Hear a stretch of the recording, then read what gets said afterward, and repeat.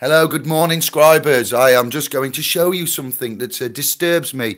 Yesterday, I rang up our landlord on behalf of Anne-Marie and Yanka, the Queen and the Princess. We have an issue. I can't show you that way. I'm going to protect the ladies. 1 minute, ladies, we're done. This here is a stairway. Forgive the bit of the room here. Have a look. Look at all that. Get your eyes in there. Right, there is a stairway. Underneath that stairway, there would be what we call maybe an asbestos fire protecting board. I called up the landlord yesterday. You good now, ladies? We finished. Oh, you want me to show them up there? The ceiling, also Artex.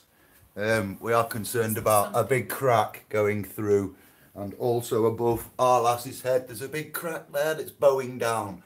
This textured surface, as it's called. Remember, I've done an asbestos course recently with Brother Serge for removal of asbestos. Whilst I'm working in council properties, I may come across textured ceilings with damp on them. If they do, I can't scrape or hack them until I check and get a sample sent off for asbestos. So where else have we got it? Up here in the living room, there is another textured ceiling pointing and a big crack going down that way, full length of the room, bowing and cracking. So that's a concern. The living room over there is through the stairs is a concern. And then this here, under the stairs, could well be, let's see, it's not very easy to show you, but yeah, the stairway going up, that's your Artex fireboard. It looks about, how can I say, here, it's about 3 mil thick, look, see that? The actual lip. So he's telling me plaster has done that and put it on and skimmed it, but I believe the damage coming off it, there's no warnings anywhere. We wasn't notified, so I got him out after waiting for him for two and a bit weeks, and I asked for him to come out and look at it. He did. I asked him to look at the door, all on behalf of Anne-Marie, because he's an English, Asian businessman, and Anne-Marie's a Hungarian private lady living in Anglo, and you get a communication breakdown sometimes, don't we? So I did the call, the translation. He come round, he told me he didn't know if it was asbestos, and he then asked when the contract was up. The contract was expiring for Anne-Marie. I says, what's that got to do with the asbestos? He says, are you threatening us there with eviction? Yeah, so yesterday I had a little bit of a shock when you call out your landlord on behalf of your loved one, and you say, hey up, is there any poison in this house? Have you forgot to tell us anything we need to know? And he said he didn't know. So he doesn't know if there's asbestos or asbestos in the Artex or where the ceilings are cracked. He wants to sell the house now, and he said that we've got 4 weeks to get out. 21 days notice, Indescriber. So East Midlands crew, and give us 4 weeks, 21 days notice. So as I am the lawman, and not the lawman, but I'm proficient in contract and how he's served and what he's done and how he's going about it with his mobile phone and his 010 plate Audi, thinking he's big man from wherever, with his property management. So discreet treatment, politely done. Back door's gone a bollock. I said the ceiling's cracked. Is there any asbestos in?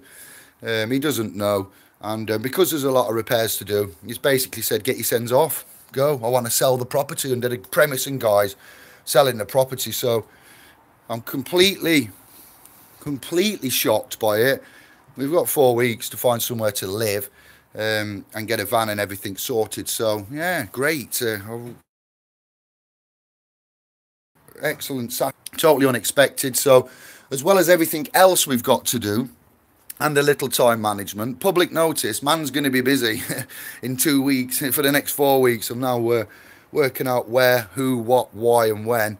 And moving in itself, deposits getting back, if you get the full deposit back, all of this. So I'll keep you abreast on another little sideline that we've got going off in the next month. Moving, rented, accommodation. Yeah, I haven't got a mortgage, never had one. I'd like to get on the property ladder, and I wouldn't like a mortgage, no, not as the creditor, why would you? I'd like to offset and discharge and sort this out more so than ever, so everything happens for a reason, everything coincides, you know, coincidence, we shall see. got in touch with brother Andy. I've got in touch with Josh. I've texted Greg and the man called Kevin later from about 9 p.m.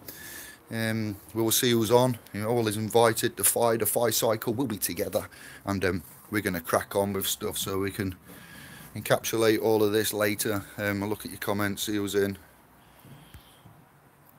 Good rising, Jerry. Good rising indeed.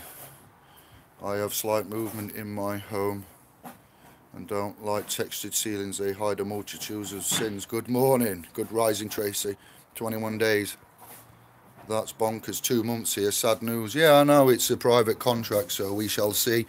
As it happens, neighbours aren't too nice, and there's a bit of politics on the street. There's nowhere to park, so yeah, we'll get off, and we have options. But yeah, just shitty the way that they contract and the way that they get in here, how they treat you, how they talk to you, how they think they can just pick it up and send you a text and say, you got 21 days to get out. Well, have you now?